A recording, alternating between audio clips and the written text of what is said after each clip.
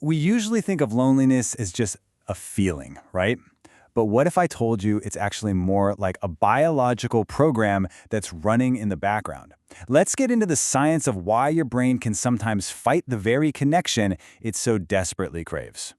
Have you ever felt this? It's that feeling where you know you should call someone, you really do want to see people, but the very thought of it just feels, well, heavy, almost exhausting. It's a super common feeling, and as it turns out, there's a really good reason for it. And that gets us to the absolute core of this whole thing.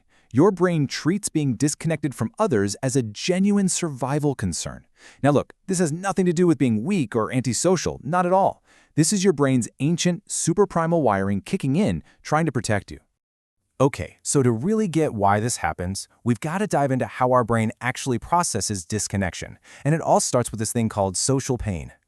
So, social pain is what your brain does when it feels disconnected. And get this, it activates the exact same regions as physical pain. Let that sink in for a second. That sting you feel from rejection, it's not just in your head. To your brain, it is a real, legitimate danger. It's like this evolutionary alarm system just screaming at you. Right. So if your brain is flagging disconnection as a major threat, what do you think happens when that feeling of isolation sticks around for a while? Well, your brain actually starts to change how it sees the world. It basically puts itself on high alert. So when that isolation becomes chronic, your brain shifts gears. It starts to expect less safety from other people. It begins reading totally neutral, ambiguous signals, like a text message without a smiley face or someone just looking away for a second, and it reads them defensively, like a threat. And at the exact same time, that need to belong gets even more urgent. But, and here's the paradox, it gets so much harder to actually trust that any new connection is real. And that right there is the central conflict, isn't it? It's this internal tug-of-war.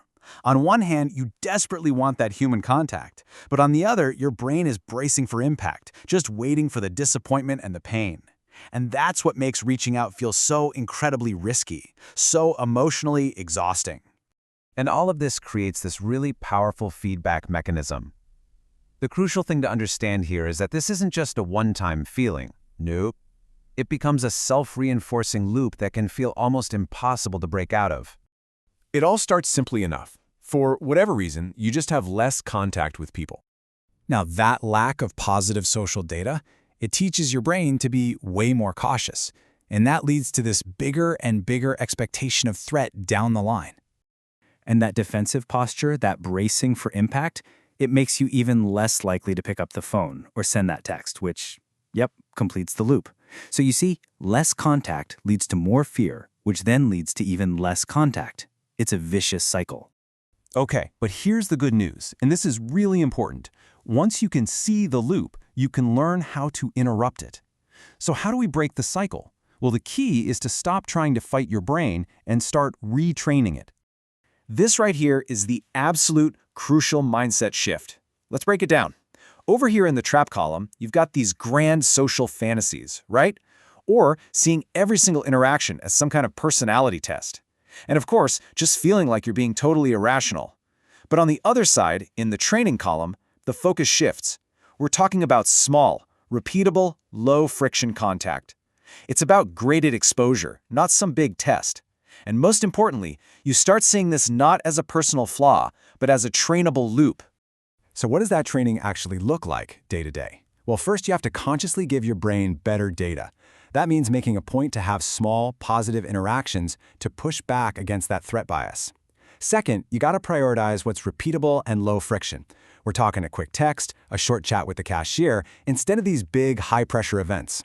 And third, you have to actively watch for those moments, those times when your brain might be taking a totally neutral cue, like a delayed reply, and twisting it into something negative.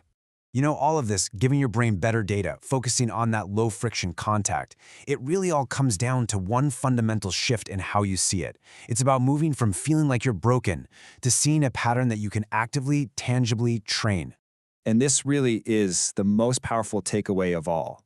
You stop calling yourself irrational and start treating the loop like something trainable. That just reframes the entire experience, doesn't it? It's not some deep character flaw, it's a brain-based pattern. And the great thing about patterns, they can be changed. So, that leaves us with one final thought. Look, understanding this loop is the first huge step. The next step is actually doing something. So, knowing everything we've just talked about, what's one small, super low-friction action you can take, maybe even today, to start giving your brain some new, better data?